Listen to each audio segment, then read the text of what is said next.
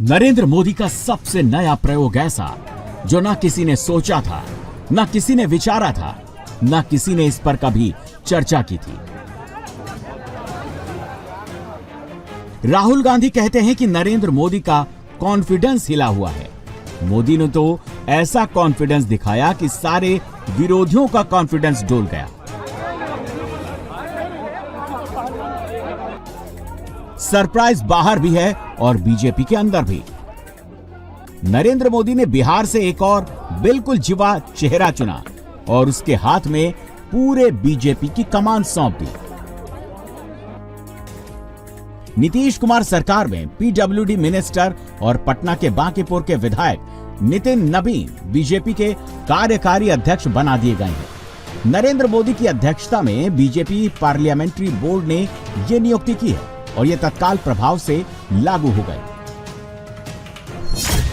अब नितिन नबीन के नेतृत्व में ही बीजेपी बंगाल का चुनाव लड़ेगी। नितिन नबीन ही बीजेपी को असम, तमिलनाडु और केरल का चुनाव लड़वाएंगे।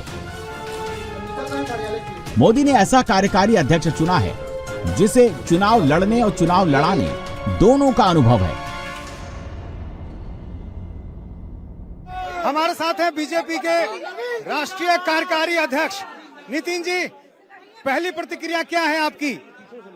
पार्टी का केंद्र माननीय प्रधानमंत्री जी का जो आशीर्वाद मिला है, माननीय राष्ट्रीय अध्यक्ष जी का, माननीय गृह मंत्री जी का, माननीय रक्षा मंत्री जी का और अपने केंद्रीय पार्लियामेंट्री बोर्ड का जो मुझे आशीर्वाद मिला है, जो भरोसा है, उस भरोसे पर खरा उतरने का पूरा प्रयास। आपको कब जानकारी मिली इसकी और पहली प्रतिक्रिया आपकी क्या थी?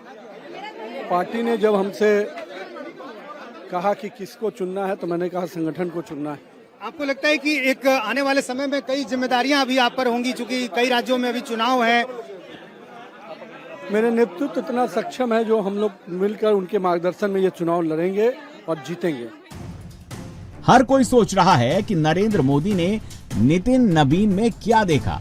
नितिन नबीन में ऐसा क्या है कि बीजेपी पार्लियामेंट्री बोर्ड अगला कार्यकारी अध्यक्ष चुनने बैठी तो एक ही नाम पर सबकी सहमति बनी। नितिन नबीन की वो खासियत क्या है जिसने उनको अमित शाह की पहली पसंद बना दिया? और नितिन नबीन में ऐसा क्या है कि नरेंद्र मोदी ने भी उनके नाम पर हामी भर दी?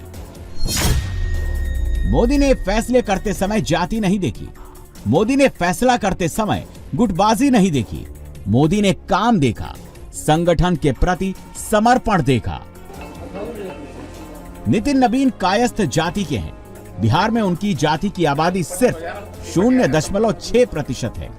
भारत में कायस्थ 0.1% से भी कम है। लेकिन पश्चिम बंगाल के कुलीन अभिजात वर्ग में कायस्थ आबादी अच्छी खासी है। बोस, बसु, घोष, मित्रा, गुहा और दत्ता सरनेम वाले बंगाली भद्र लोक का हिस्सा है। नितिन नबीन बंगाल के भद्र लोक में बीजेपी की एंट्री करवाएंगे। हमारे साथ हैं डिप्टी सीएम सम्राट चौधरी। सम्राट जी, क्या कहेंगे इस फैसले पर? ऐतिहासिक फैसला है भारतीय जनता पार्टी का। एक समान सा कार्यकर्ता राष्ट्रीय कार्यकारी अध्यक्ष बना। बीजेपी सरप्राइज के लिए जानी जाती है, लेकिन ये जो फैसला है नितिन नबीन को कार्यकारी अध्यक्ष बनाने का फैसला है और ये ऐतिहासिक फैसला है। बिहार के लिए गौरव का क्षण। बिहार की भूमिका आपको लगता है आने वाले दिनों में राष्ट्रीय राजनीति में और बढ़ेगी? एकदम पूरी तरह बढ़ गई, बढ़ेगा नहीं। और कई राज्यों में चुनाव भी होने वाले हैं।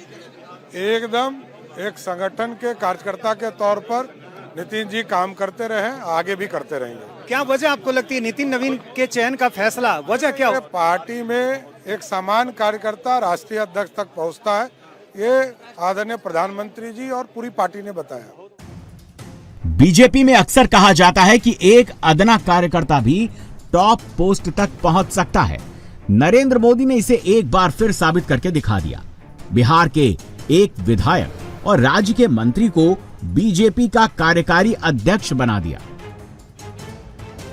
नरेंद्र मोदी ने नितिन नबीन के लिए 6 लाइनें लिखी। इन 6 लाइनों में मोदी ने नितिन नबीन की 6 खूबियां गिना दी। कर्मठ कार्यकर्ता, युवा और परिश्रमी, संगठन का अनुभव, प्रभावी काम, समर्पण भाव और विनम्र स्वभाव। बीजेपी में यंग नेता की कोई कमी नहीं है, बीजेपी में अनुभवी नेताओं की भी कोई कमी नहीं है, लेकिन नरेंद्र मोदी ने ऐसा चेहरा चुना जिसमें संगठन को मजबूत करने की ताकत है। सिर्फ 45 साल के नितिन नबीन देश की तमाम बड़ी पार्टियों के अध्यक्ष से युवा हैं।